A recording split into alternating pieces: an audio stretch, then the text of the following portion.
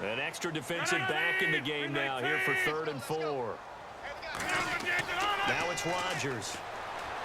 He's got his target. It's Cobb. And he's got the first down as he's up to the 45-yard line. I don't care how many times we see it. I still get a kick out of watching quarterbacks and receivers do the pass tree in pregame warm-up. But I always remember that when we go to practices, we see that after practices as well. They really tune it up, don't they? They tune it up. They know why they do it for these situations. First down. And they build that trust, and that's why they're able to find him in this type of a situation. Here's Rodgers. And no escaping this time as he'll go down. They got him for a sack. And plays like that really hurt play calling. They had a really nice gain on the previous play, but gave about half the yardage back on the sack. Excellent pressure up front. Nowhere to go with the football. Down he goes.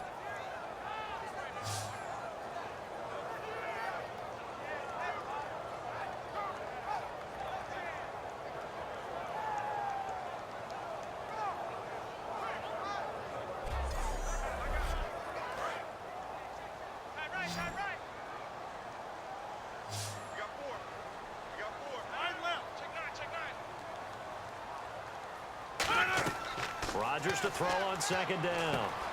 In middle of the field, he's got Nelson. The reception good for 7. It's 3rd down. Short of the sticks after that completion, and now it's 3rd down for this offense. One thing I can say pretty safely, that route is not called if you don't have a guy who can throw the ball and put some mustard on it. Because if you're going to lollipop it in the middle of the field, bad things usually happen. It takes a strong-arm guy who can rifle it in there, and they were able to successfully complete that one. And I know you can't really see it, but that play spells frustration with a capital F for the guys on defense. They covered everyone else, end up going to the running back out of the backfield, and he picks up a back-breaking first down. Rodgers now on 1st down. And Nelson's got it here right side. That throw good for 4. It's 2nd down. When you see zone defense and you know you've got a drag route on as your primary call, you got to be really careful as a passer about how far you let your guy go because he might wander into some tough coverage. Offense walks to the line for play number 7 of the drive.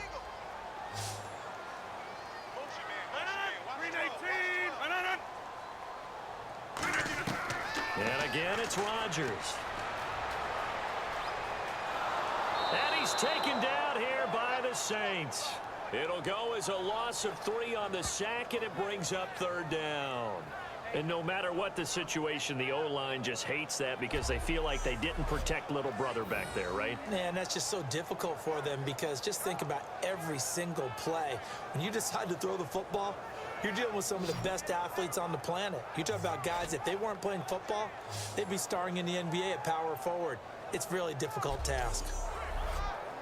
Now play number 8 on this drive, and they need 9 yards to pick up the first on 3rd. Throwing is Rodgers on 3rd down. Finds his target, Montgomery. And they pick up 25 as they convert on 3rd. When we see another great performance like this out of Aaron Rodgers, you have to chuckle thinking that his only FBS offer was a walk-on at Illinois. And now he's the pride of Butte Junior College, of course at Cal. And I remember watching him play at Cal, and he would run 7-on-7 drills. Angry if the ball ever hit the ground, and it didn't do it very often. Now a first down carry. It's Lacy. No gain on the play. It'll be 2nd down. Sometimes play calls boil down to philosophy. You know you're facing one of the top 10 units against the run in the NFL. So do you decide to keep smashing against them, or do you decide to throw the ball here?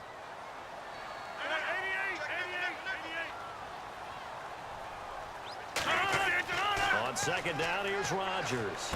And Rodgers has it over on the right side. And he will get this into the end zone. Touchdown, Green Bay. Richard Rodgers, his 2nd touchdown of the game, his 3rd on the year. And the Packers have moved out in front here in the 4th quarter. I know we often laugh, and sometimes we even exalt the guys who are great trash talkers and give us some really funny lines. But the bottom line is absolute production on the field. his second touchdown of the game, and they lead. And now they'll be looking to their defense to preserve that lead. To throw, it's Rodgers. And that's caught at the 2. And he will dive into the end zone, and the 2-point conversion is successful. So that effort gives him a 3-point cushion and guarantees that a field goal going forward won't beat them. Yeah, that's really good strategy because that's all you care about. Not getting beat at this stage, at least give your team a fighting chance. Now after the touchdown, here's Crosby to kick it away. This will be taken to the back of the end zone. And from back there, a wise move. He'll just sit on this one, and it'll come out to the 25. Out is the Saints offense now as they get ready to take over here. Last time they were out, they scored. Still trailing here, though, so some work to do. But it's okay in terms of mindset. Because they scored the last time, they're not quite as worried about being down on the scoreboard because now their confidence is a little bit higher. They feel like they've got something going, and they feel like they can attack again and put more points on the board. Are you scoreboard watching if you're the offense, or are you just focused on this drive? We wouldn't be telling the truth if we said that they didn't scoreboard watch. Everyone does it to some extent, but you've got to set it aside right now and just focus on this series. That'll take care of the scoreboard if they punch it into the end zone.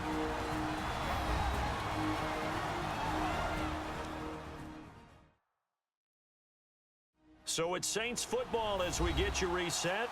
And let's see what they've come up with offensively after having time to talk it over.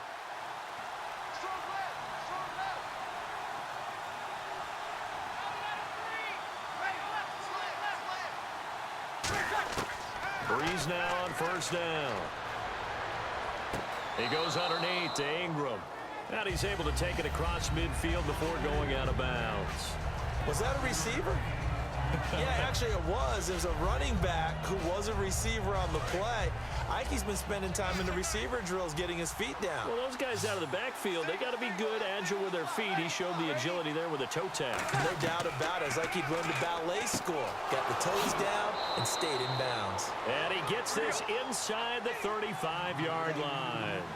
Looking to speed things up here, going with some tempo. They'll look to throw.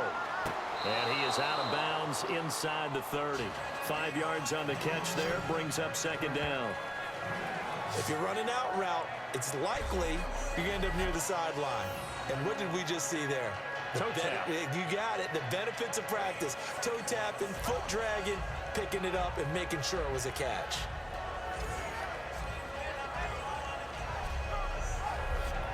Second down now after the pass completion. They come up with one back. That's Ingram.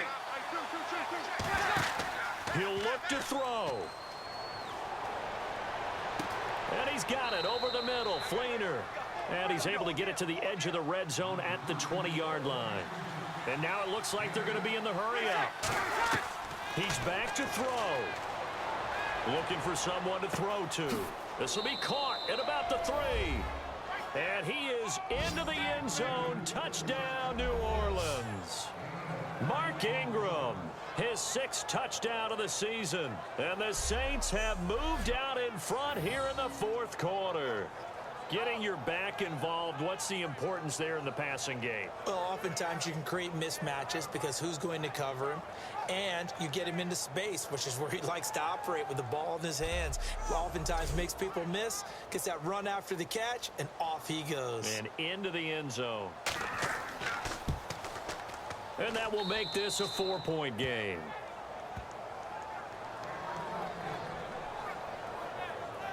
So that drives 6 plays, 75 yards. And it's Mark Ingram who caps it off with a touchdown run.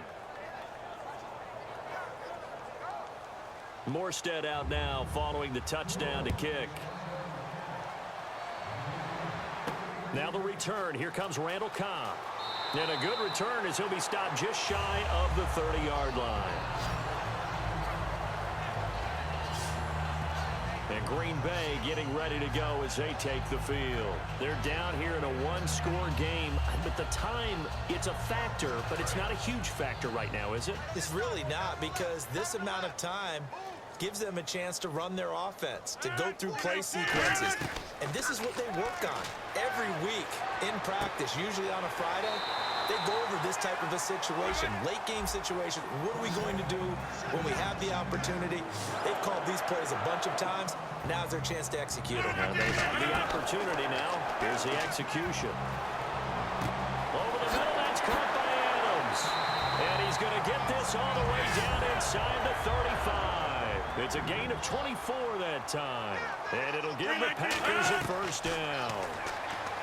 Back to throw. A dump off to Lacy. And this time not quite to the 30. It'll be down at the 31-yard line. And they're going to speed things up here.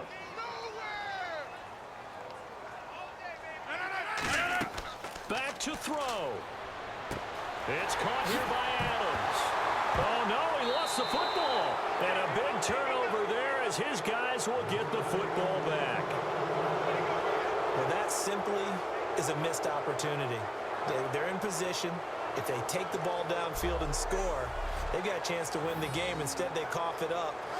I don't think next week at practice is going to be a whole lot of fun for him. On the other side, no bigger time to force a turnover when you've got that small lead. Yeah, and when you look at it from the offense's perspective, taking care of the ball, so important. I know they're going to have all kind of ball security drills in practice all next week.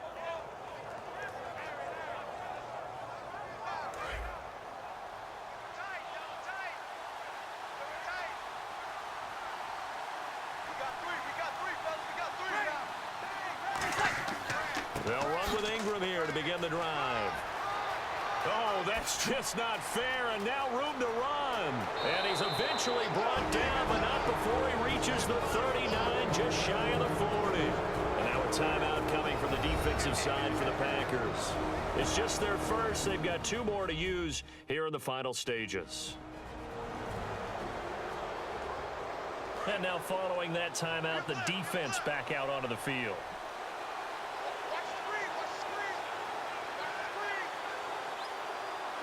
Down to a knee here. The defense still with a couple of timeouts. We'll see if they want to use them.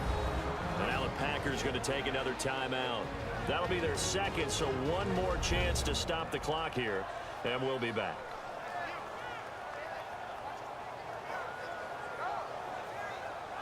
So the defense had a chance to catch their breath, and now they're back out and ready.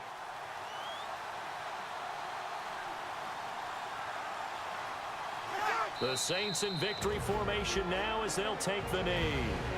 Now hang on here. Timeout called by the defense.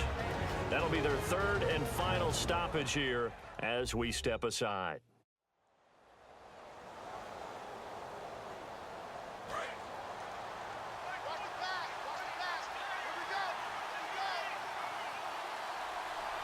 And it looks like we've got a dime set here defensively. 6 DBs in the game.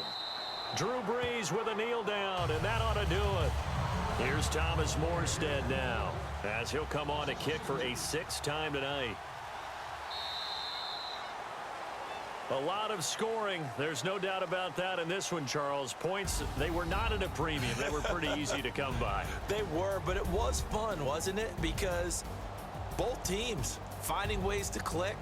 And you know people who love this game, they also love baseball games that are 14-11 with 3 or 4 home runs mixed in.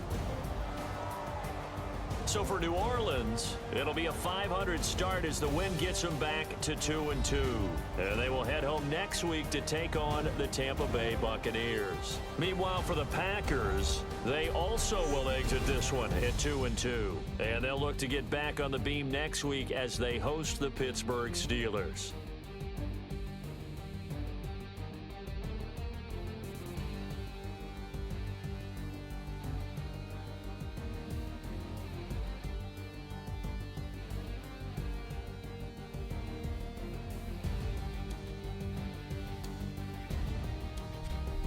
So that'll do it for us. For Charles Davis and all our crew, I'm Brandon Gaudin. You've been watching the NFL on EA Sports.